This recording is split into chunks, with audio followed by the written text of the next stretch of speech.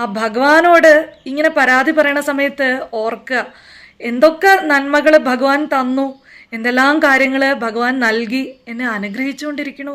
ആ ഭഗവാനെ അങ്ങേക്ക് നന്ദി.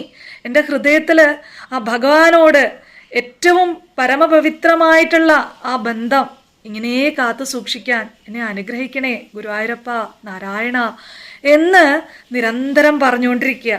അപ്പോൾ നോക്കൂ, നിങ്ങളുടെ ഭാഗ്യം, നിങ്ങളുടെ യോഗം ഇതൊക്കെ മാറി മറിയും. നിങ്ങളിലേക്ക് അനുഗ്രഹം ഭഗവാൻ ചൊരിഞ്ഞുകൊണ്ടിരിക്കും. പലപ്പോഴും കിട്ടില്ല എന്ന് വിചാരിക്കുന്ന പല കാര്യങ്ങൾ പോലും അനായാസമായിട്ട് നമ്മളിലേക്ക് വന്നു ചേരും. അപ്പോൾ എപ്പോഴും ഓർക്കുക, ഞാൻ ഇതൊന്നും ഡിസേർവ് ചെയ്യുന്നില്ല, എൻ്റെ കർമ്മദോഷം ഇതൊന്നുമല്ല എനിക്ക് തരേണ്ടിയിരുന്നത്, എന്നിട്ടും എൻ്റെ ഭഗവാൻ എന്നെ ഇങ്ങനെയെങ്കിലും സംരക്ഷിക്കുന്നുണ്ടല്ലോ, എന്നെ സ്നേഹിക്കുന്നുണ്ടല്ലോ, എനിക്ക് എല്ലാ കാര്യങ്ങളും നൽകി എന്നെ അനുഗ്രഹിക്കുന്നുണ്ടല്ലോ.